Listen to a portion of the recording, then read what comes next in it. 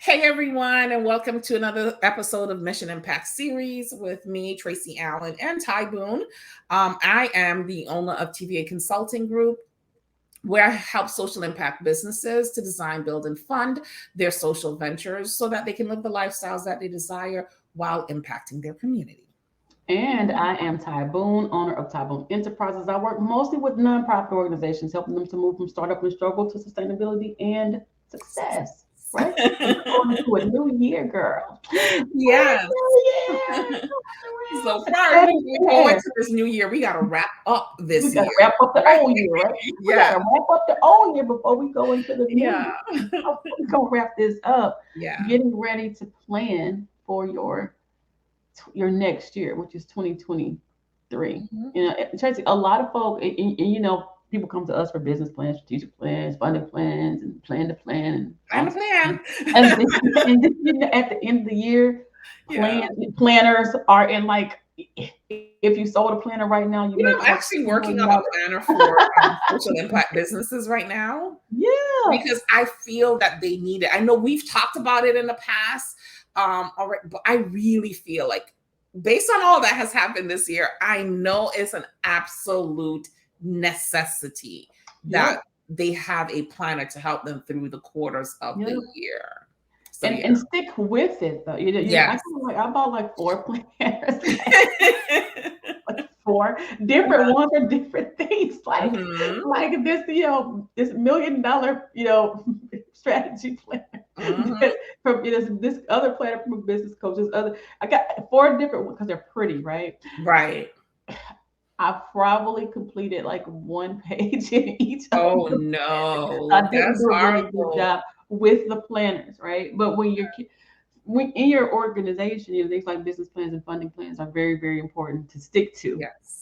Because they're going to help guide you through the next year. A lot of this panic and frustration and this desperation that we have seen all year, Tracy, comes because somebody had a plan that they did not implement. Yeah. Or did not have a plan to start. And even we are guilty of that. We've been planning something for the last 3 years that we still have not brought to life. It still comes up in my calendar because I never took it off my calendar. You didn't? Oh, wow. Every Monday at 7 o'clock, there's an alert in my calendar that talks about still didn't do it.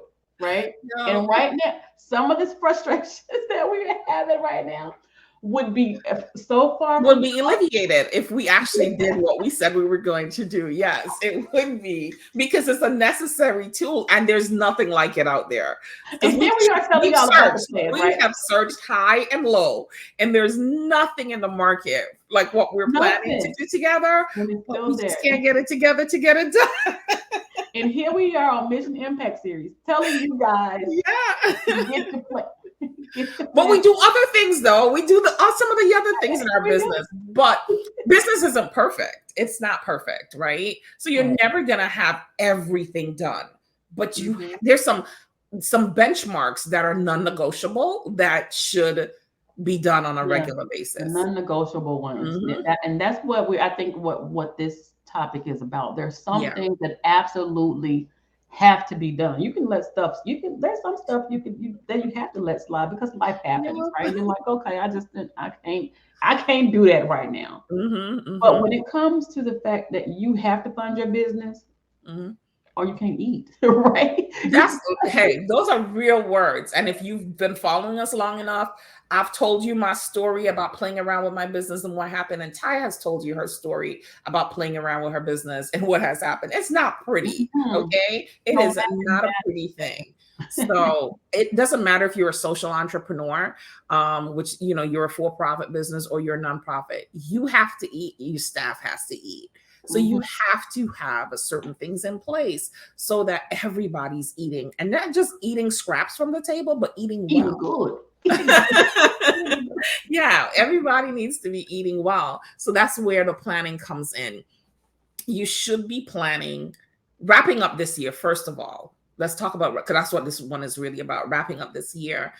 Looking at everything that you've done all year. So, like, if you listen to our other video, I think it was when we're talking about year-end fundraising strategies, right? And Ty talked about, if you're at the end of the year and you got $90,000 to raise and you didn't really raise anything else before the end of the throughout the year, then you have a problem. Things like that you need to look at. Were you meeting your benchmarks for your fundraisers or your individual donors or your capital campaigns or your annual campaigns, whatever it is, whatever campaigns you had, your signature fundraisers, what was your marketing strategy like? Did you even have one? Right? If you didn't have one, then this is something I need to write down. We need to do marketing strategy this year. Oh, we looked at Q1, 2, 3, and now we're in Q4. So we can look at Q1, 2, and 3. And in Q2, we didn't really make that much money. I wonder why. Q1 was strong, Q3 was strong. Could it be because most people were away on summer vacation? So maybe we need to redo the strategies, like strategize differently about what we do during that time of the year so that we can keep consistent income coming into the business. So things like that you need to look at, how many people did we impact? Did we meet our impact goals, right? Are we following up with those people that were in our programs, right? How engaged were we with our past donors? Did we reach out to them at least once a month by phone or by email? Did we have any mixers this year? Were our mixers successful? Because remember, we talked about meeting people in person, right? And making sure that we build those relationships offline as well as online. So looking at your whole social media strategy, looking at your social media page, doing an audit, figuring out which posts did better than others, and then trying to make more of those types of posts. So there's like a slew of things that you need to look at when it comes to revenue, when it comes to people impact, when it comes to social impact, whether you're meeting the mission, vision, and values of the organization. There's just a lot of things that you need to look at. When you're and the why didn't it happen and what can we do better, right? Yes. You want to have those questions, when you're wrapping up the year, your team, your board, your whatever, that's the question, right? Why didn't it, especially if you're coming into the end of the year with, feeling defeated, which a lot of people do, right? Why do we feel like this? Like, why didn't it if we had a goal of X amount of whatever, but we're supposed to have this many people into our programs, or if our gala was supposed to be this level of successful, we're not debriefing like we used to. We used to, when I worked in traditional nonprofit, I don't care what we did, there was a debriefing afterwards. It doesn't even matter. I'm like, look, y'all. But there should be. Do it, right? And we're not doing that anymore. It's like we're just going on and we're just kind of running the year and we're desperate and we're just looking for, if this gala didn't work out, we're gonna plan another one next month. Didn't even stop to consider why this one didn't work as it was supposed to work. If this fundraiser didn't work, we're just gonna have another one in December because but why didn't it work out? Exactly. What was the problem? What happened? Who was responsible for this thing? And I know we hate that one. We hate that question, the who was responsible part, because we don't want to blame anybody. Right. We don't want to point the finger. And sometimes you're the responsible person, or the person. Right. Sometimes it's the person in leadership. The man in the mirror. Yeah. And that's a hard pill to swallow. It's my fault because you know what? Yeah, I put this fundraiser up. I didn't do the things that I was supposed to do to make this work. I didn't bring my board in like I was supposed to. You said in our other week, the board doesn't even know what they're supposed to do. If you're the leader of the organization, one of your jobs is to ensure that they know their job. I didn't do that. So that's why they weren't engaged. Can't be mad at them. It's my fault. I didn't train my volunteers. They don't know. That's why things are not working. So how can we make this better going into the next year?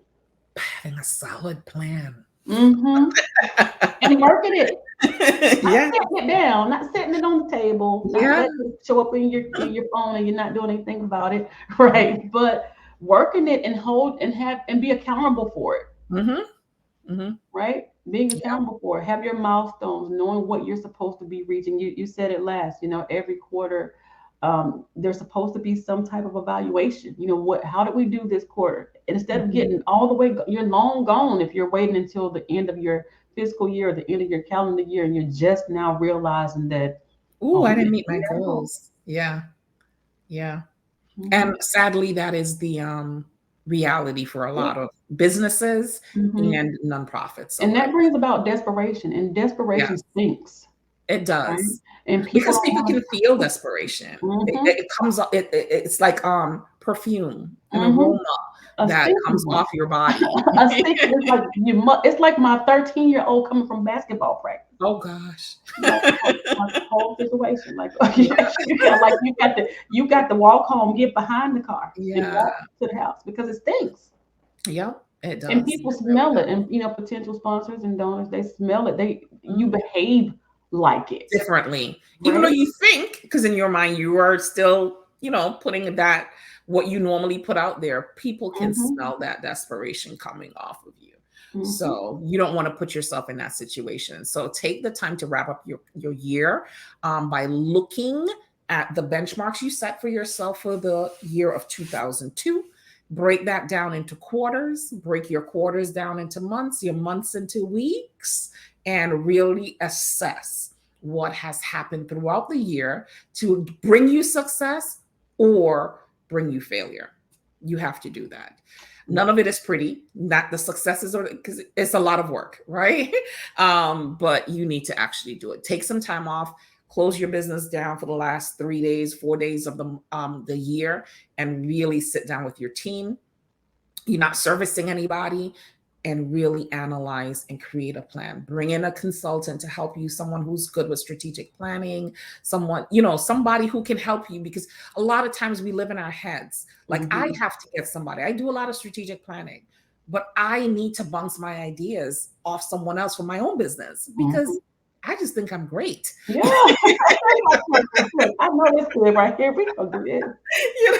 Like, I mean, let's be honest, like, a lot of us cannot see our own faults. I'm, to be really honest, I am very good at identifying my own faults, but I know there are areas where I have blind spots, and because of those blind spots, I still need to have that business bestie or someone who I can say, hey, how does this sound?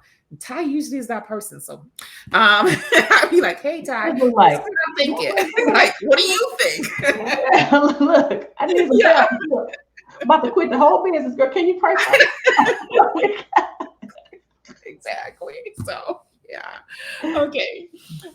So that's kind of it. Take the time to wrap up your business so that you can be successful in 2023. All right. All Bye, right. everyone. Don't forget to like, share, subscribe, and drop your comments down below. Bye bye.